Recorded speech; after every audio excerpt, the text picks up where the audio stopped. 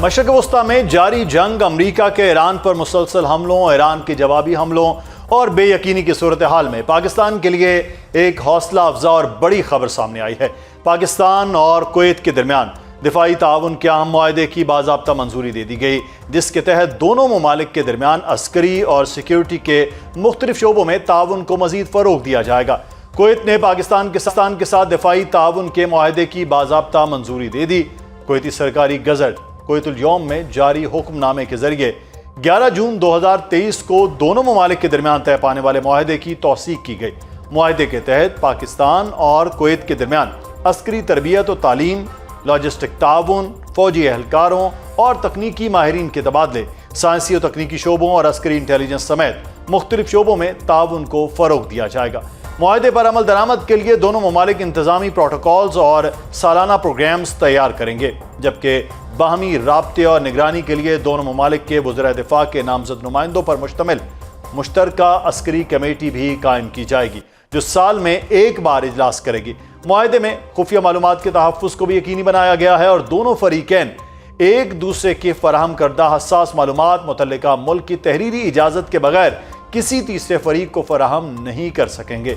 इसके अलावा तयशुदा सरकारी दौरों के दौरान मेज़बान मुल्क वफूद के अंदरूनी सफरी अखराजात, रिहाइश और हंगामी तिब्बी इलाज के अखराजात बर्दाश्त करेंगे, जबकि मुआहदे से मुतल्लिक किसी भी तनाज़े को दोनों ममालिक बाहमी मुशावरत के जरिए हल करेंगे।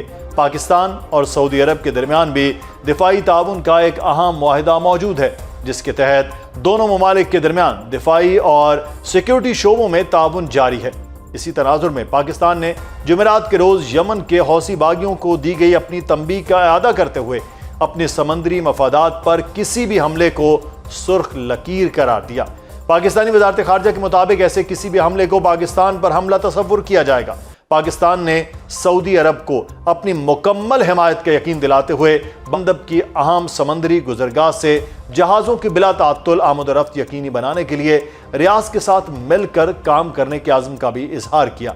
अमरीकी सदर डोनाल्ड ट्रंप ने ईरान के खिलाफ मुमकिना फौजी कार्रवाई के हवाले से अपनी हिकमत अमली में बज़ाहिर लचक का मुजाहरा करते हुए हमले के एक मंसूबे की मंजूरी देने से इनकार कर दिया और फौज को कार्रवाई न करने की हिदायत की।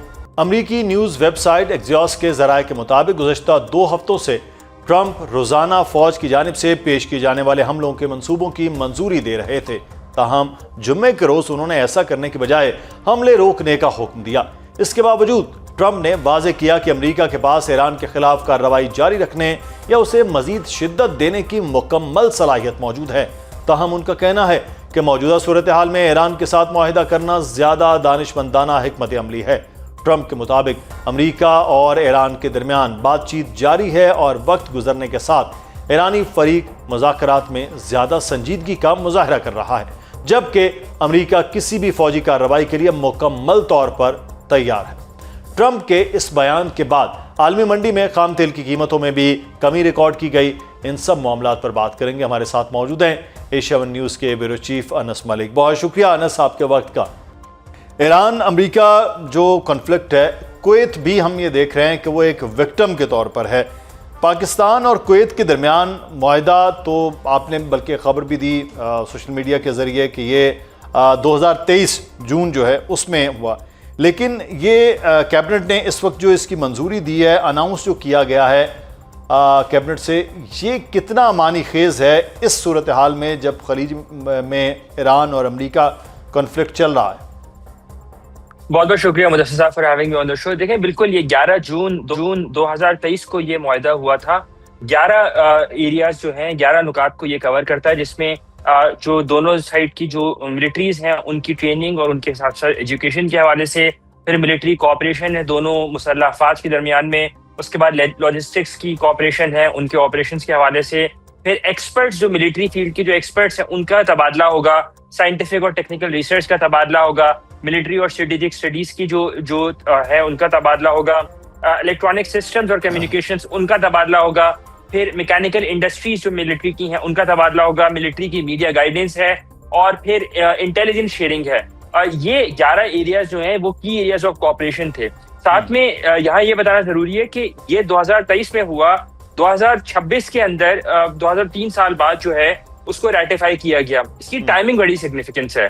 अब जब ये नोटिफाई कर दिया गया है तो ये फौरन ही नाफिजुल अमल हो गया है, पहली बात। दूसरी बात ये कि ये इसकी मियाद जो है वो तकरीबन 5 साल है और ऑटोमेटिकली रिन्यूएबल है, लेकिन एक क्लॉज में दी गई है कि दोनों में से कोई भी फरीक जो है वो 6 माह के नोटिस के ऊपर इसको टर्मिनेट कर सकता है। तो एक इंतहाई अहम नौयत का ये जो है वो एग्रीमेंट सामने आया है, बिकॉज इसकी टाइमिंग बड़ी इंपॉर्टेंट है।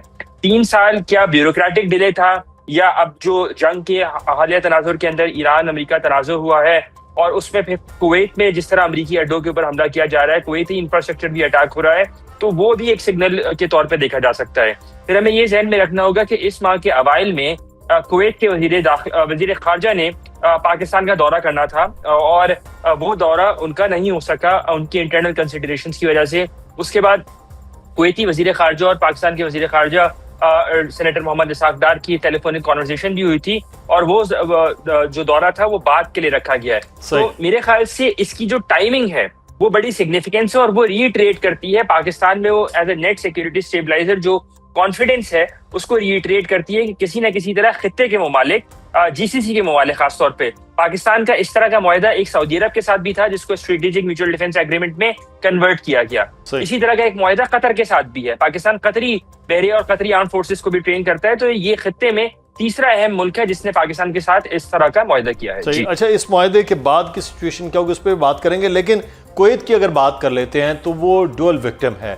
हम ये देखते हैं कि उसके पास जब मिसाइल फायर होना शुरू होते हैं और आबने हरमज़ बंद हो जाता है तो उसके पास सिर्फ एक ही रास्ता है और वो है आबने हरमज़। बाकियों के पास कोई ना कोई अल्टरनेट रूट है और कुवैत बिल्कुल जैम हो जाता है, तो कुवैत सबसे ज़्यादा इफेक्ट होता है। इस मुआहदे के बाद आप समझते हैं कि उसके लिए कम से कम कोई ब्रीदिंग स्पेस नज़र आएगा, कुछ चीज़ होगी?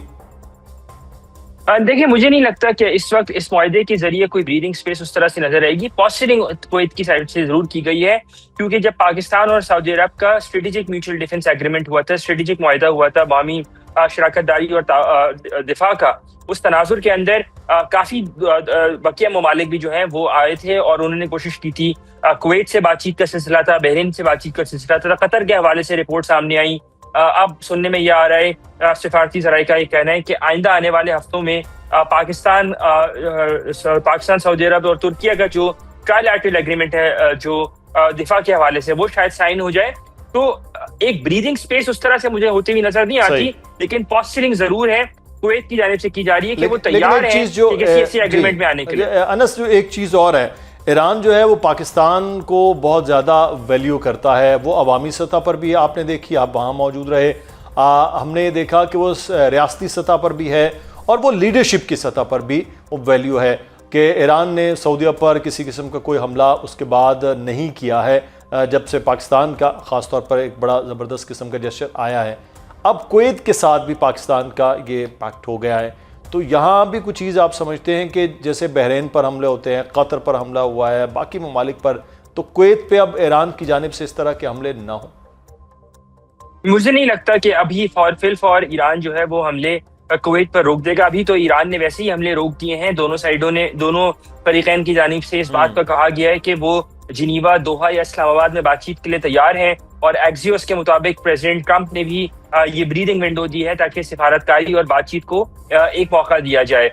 एक बहुत बड़ी कंसिडरेशन इन हमलों के उस तनाजुर में देखनी जानी चाहिए कि अगर इजराइल इस पूरे मामले के अंदर दोबारा एक पार्टी बनके उभरता है, आने वाले हफ्ते के अंदर बेंजामिन नेतन्याहू का वाशिंगटन डीसी का दौरा है और उस दौरे की जो आउटकम होगा उसकी बड़ी सिग्निफिकेंट बेयरिंग होगी। लेकिन अगेन हमले शायद कम हो सकते हैं लेकिन रुकेंगे नहीं, क्योंकि ईरान का मौक़िफ़ इस मामले में बड़ा क्लियर है कि जो भी लॉजिस्टिकल बेस इस्तेमाल होगा जिस भी मुल्क से होगा, चाहे वो कुवैत हो, चाहे वो मुत्तहिदा अरब इमारात हो या खित्ते का कोई और मुल्क हो, वो उस जगह को वहां से ही रिटालिएट करेंगे। जी सही। अच्छा, 2 दिन से हम देख रहे हैं ईरान और अमेरिका, अब हमले जो है वो ख़त्म हो गए। इवन ईरान ने भी कहा कि अगर अमेरिका की जानिब नहीं होंगे तो वो भी नहीं करेंगे। ट्रंप ने भी मंजूरी नहीं दी है उस तरह से हमले के हवाले से। तो क्या आप कोई समझ रहे हैं कि जो डिप्लोमेसी को स्पेस मिलेगी और सिचुएशन जो है वो अनफोल्ड होगी और फिर से बातचीत और मामलात आगे बढ़ पाएंगे? 26 जुलाई है और 17 अगस्त से पहले बातचीत का सिलसिला दोबारा रिज्यूम होना ही है। 17 वो इसलिए क्योंकि 17 जून को 60 रोजा इस्लामाबाद मुफाहमती यादाश्त के अंदर जो है वो 60 रोजा जो टाइमलाइंस थी वो थी, तो 17 अगस्त से पहले बातचीत का सिलसिला होना है। अगर तो ये एस्केलेशन नहीं होती तो 11 जुलाई को पाकिस्तान में बातचीत का दूसरा दौर जो है वो हो जाना था। ये एक्सपेक्ट किया जा रहा था। उसके बाद 11 के बाद 14 जुलाई की बात आई, फिर 18 जुलाई की बात आई, लेकिन वो हमें इसलिए होती हुई नजर दी है क्योंकि एस्केलेशन साइकिल इतना बढ़ गया था। अभी भी अगर हमें यही देख रहे हैं कि बातचीत की एक विंडो नजर आती है, लेकिन वो सारी कंटिजेंट अपॉन करेगी कि बेंजामिन नेतन्याहू अगले हफ्ते जब वाशिंगटन डीसी जाएंगे, उनकी प्रेसिडेंट ट्रंप से मुलाकात होती है, तो वो कितना अपने नैरेटिव को प्रिवेल करवा पाते हैं और कितना वाइस प्रेसिडेंट वैंस और उनकी टीम जो है प्रेसिडेंट ट्रंप को कन्विंस कर पाती है कि बेंजामिन नेतन्याहू के नैरेटिव में ना आए।